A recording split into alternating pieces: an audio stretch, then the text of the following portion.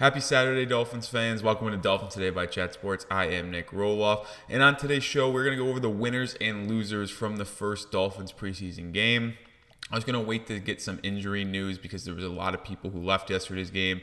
Tanner Connor was one that left. Jody Fortson Jr. left. Grayson Murphy left. There's a lot of injuries to Miami yesterday, as it feels like there always is injuries with the Dolphins. But I think we're going to push that back, and we'll have updates, hopefully, at least for tomorrow's video on the channel. But I wanted to go through the first preseason games, winners and losers, and talk about who I thought played well, who didn't play well, and who could potentially be on the decline and potentially out of this roster, and who could be trying to make their way on to the 53-man roster. But before we get into the specific names, make sure you are subscribed to the channel. We're going to be live for every preseason game as well as every regular season game. And if you missed our live watch party last night, it was a ton of fun. I couldn't have had more fun with the Dolphins fans, and hopefully you guys join us for the more watch parties we do. But we also have daily content here at the channel, so hit that sub button. Let's get to 58K subs before we get to week 1 against the Jaguars.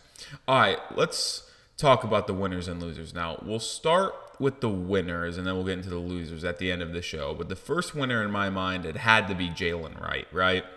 I didn't mean to say that, but the 4th-round pick out of Tennessee, who the Dolphins traded a 2025 3rd-round pick to get, the rookie from Tennessee displayed everything you'd like to see. And on the initial depth chart that Miami released, he was the 6th running back, which caught me by surprise, and we talked about that in the video earlier this week. But Wright played extremely well, 50-plus rushing yards, 1 touchdown. He also had that unbelievable Barry Sanders-esque play where he catches a swing pass, but he bobbles it initially. It looks like a broken play. I got frustrated because like, come on, Jaylen, you got to make that catch cleanly. But he bobbles it, reverses field, and picks up about 16 yards and a first down. And it just was an unbelievable display of his speed and ability to make something out of nothing. And that really is a theme with other running backs on this team, right? With Raheem Mostert and Devon Achane. So I do think Jaylen Wright is a clear-cut winner.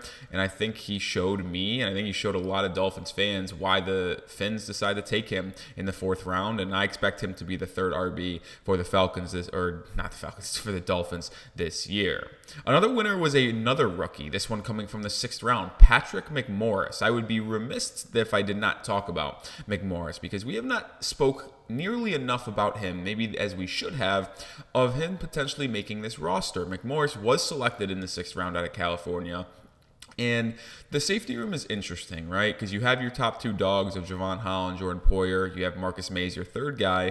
And I only think Miami is going to keep a 4th safety. I think only 4 guys are staying on this roster in that position group. And I kind of shoot in Elijah Campbell, who didn't play yesterday.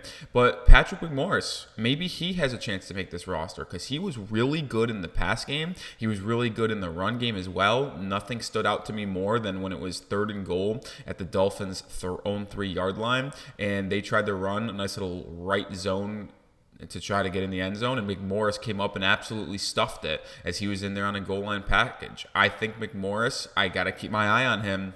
But I will say this, he is clear-cut, no doubt, one of the top winners from the first Dolphins preseason game. He was very, very good. I know a lot of Dolphins fans recognize that as well. McMorris, we'll see if the Dolphins have something with that 6th-round pick. I have more to talk about here on the channel and show, but let me know who your number 1 winner was from the first Dolphins preseason game. Mine was Jaylen Wright, but I think Patrick Morris is a clear-cut 2nd. Another winner here, the defensive line for the Miami Dolphins. I couldn't single out one guy specifically, but they did an excellent job last night, man. The Falcons only ran for 2.7 yards per carry. No team could run the football, I got to be honest. Wright had success in the first half, but in the second half, it was very troubling to watch some of these teams try to run the football. But I'm going to give credit to the Dolphins defensive line because, sure, the ones for Atlanta weren't playing and it was backups versus backups, but the depth of the defensive line is something that we've questioned here in training camp and in the preseason. But I like what I saw from Leonard Payne, Isaiah Mack, Brandon Pili. Like, some of these guys made really nice plays inside. Same thing with Grayson Murphy, who left the game with an injury, but the UDFA out of UCLA was very, very good in this game when he was on the football field. Defensive defensive line really stood out to me, and they did an excellent job at stopping the run, which ultimately led to the Falcons' inability to throw the football as well. Remember, they scored 13 points. Only 6 of them were on real drives. The other 7 points was because Skylar Thompson threw a pick, and the Falcons started with the ball at the 15-yard line. So I do like what this Dolphins defense did as a whole, and specifically the defensive line. We're going to package 2 corners here together, Siran, Neal, and Ethan Bonner. Those were your 2 starting corners in this game on the boundary. Bonner had a really good first possession, tackle in a zone scheme where he stopped the Falcons about 3-4 yards short of the first down marker. And then on the following play, they threw a little fade route one-on-one to Bonner, or against Bonner, and Bonner just absolutely shut it down. So that was a good start for him.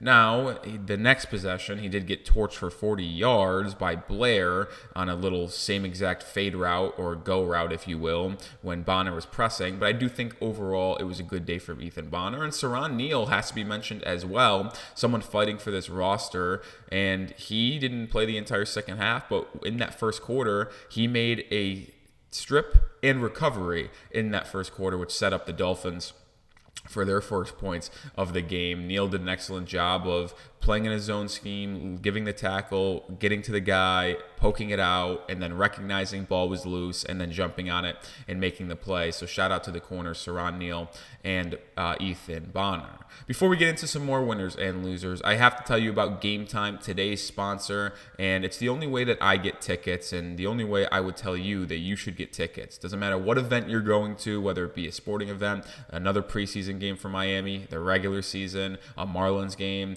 comedy show, does not matter. Game Time is the best place to get your tickets. They have all-in pricing, which allows you to see exactly what your ticket is going to cost you when you're actually looking at your seat. You're not going to get blindsided by fees when you go to checkout. There's nothing worse than picking a ticket that says cost $70, and you're like, oh, this is a really good value here, $70. You get the checkout, oh, $110. Like, that's the worst. Not going to have that with Game Time when you toggle that all-in pricing feature. They also let you see your exact vantage point. They have a panoramic view, so if you're in a stadium, you know exactly where you're going to be sitting. You're not going to be blocked by stanchions, poles, whatever they are. You know exactly what you're going to be looking at when you're in your seat, which is why I absolutely love Game Time. So get hooked up today. When you download the app and create an account, make sure you redeem code CHATSPORTS for $20 off your first purchase. Terms apply, but again, create that account, redeem code CHATSPORTS, CHATSPORTS, to get $20 off your first purchase. Lowest price,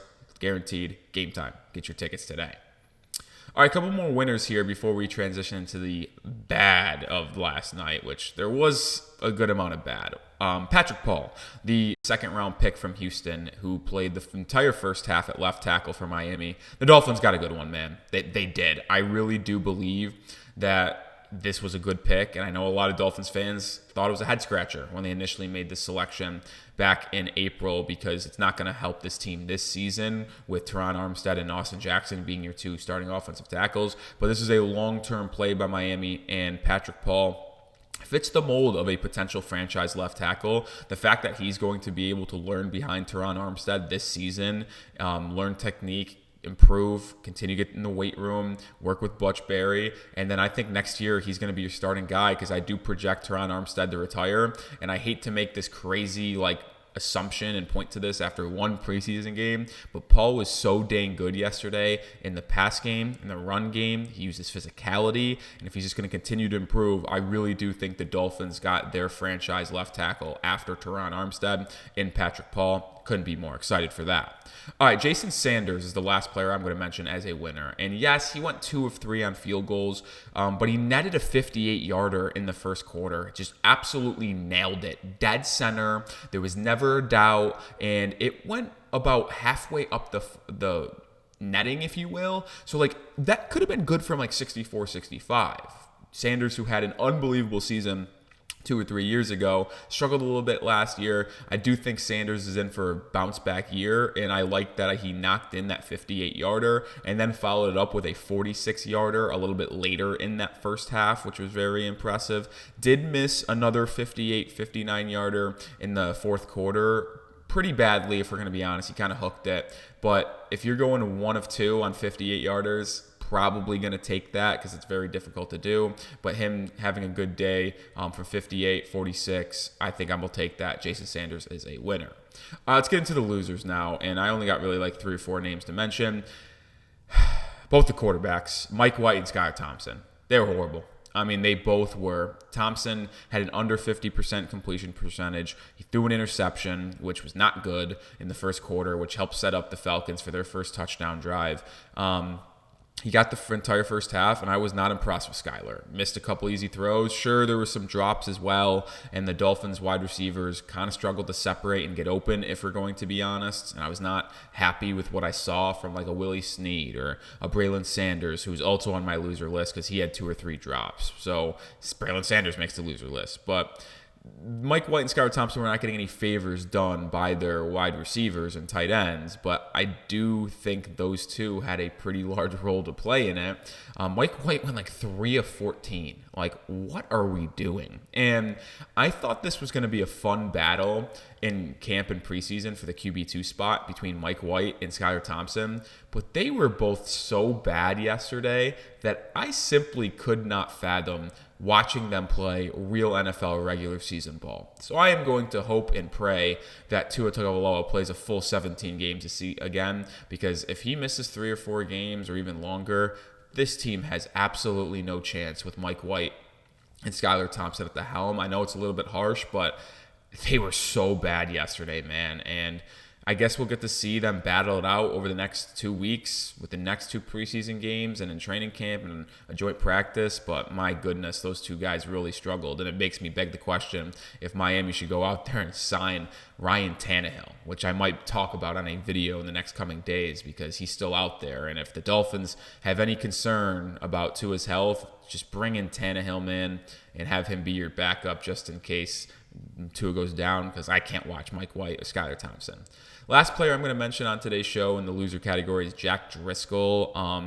He was up and down. Started at center for the Dolphins, which was odd. I know they're trying to work him in at center because I think they're leaning towards Liam Eichenberg being the starting right guard and Rob Jones being the starting left guard for week 1. I know Isaiah Wynn is that projected starter, but with him still on the PUP list, I don't know if he's going to be ready to go for week 1, even if he comes off the PUP list later this week. So I think your starting offensive guards are going to be Rob Jones and Liam Eichenberg, which would then leave a hole at the backup center position behind Aaron Brewer, which is why I think they're trying to work Jack Driscoll in there. But they did also sign Sean Harlow last week, who could be working in as your backup center. But Driscoll, I don't think, was that good at that center position. Got some right guard reps later on in the first half, and he had some good ones. He had some bad ones. But overall, as someone who I thought Jack Driscoll could be the starting right guard week 1 for this team, I don't really see it going that way anymore. It's likely going to be Eichenberg or someone else. So Jack Driscoll is a little bit of a loser after week 1 of the NFL preseason.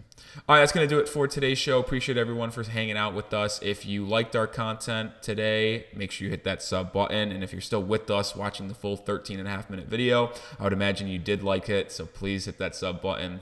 And we'll see you tomorrow with another video. And make sure you are subscribed and join us for our watch parties going forward because they are a ton of fun.